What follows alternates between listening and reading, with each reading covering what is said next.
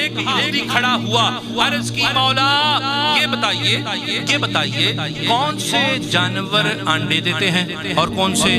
بچے دیتے ہیں، یعنی کہ کون سے انڈے جو ہیں بچے جانور جو ہیں اپنے بچوں کو چوغا دیتے ہیں اور کون سے جانور جو ہیں وہ اپنے بچوں کو دودھ پلاتے ہیں۔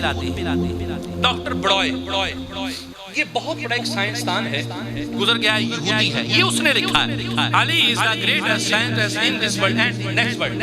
اس نے یہ لکھا، وہ یہ بایولوجسٹ تھا، اس نے جو دنیا میں جتنی بھی جانوروں کی انواع و اقسام ہے اس کے اوپر تحقیق کی ہے ڈاکٹر بڑائے نے، یہ بہت بڑا سائنسدان گزرا ہے۔ اس نے کہا کہ میں نے جب علی کا یہ جملہ پڑھا تو میں نے تحقیق کرنی شروع کر دی، تو میں نے تمام میملز، تمام جو برڈز تھے، جو بھی زمینی، ہوائی، سمندری، بری، بحری، سب کو تحقیق کرنا شروع کیا۔ آخر جب میں جو چمگادڑ ہے اس پر پہنچا، میں نے دیکھا پرندہ ہے، دینے انڈے چاہیے، پرندہ نا اڑتا ہے، دینے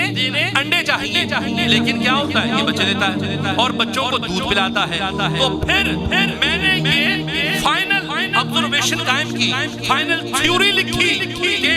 جس علی نے یہ کہا ہے کہ جو جانور بچے دیتے ہیں ان کے کان باہر ہیں اور جو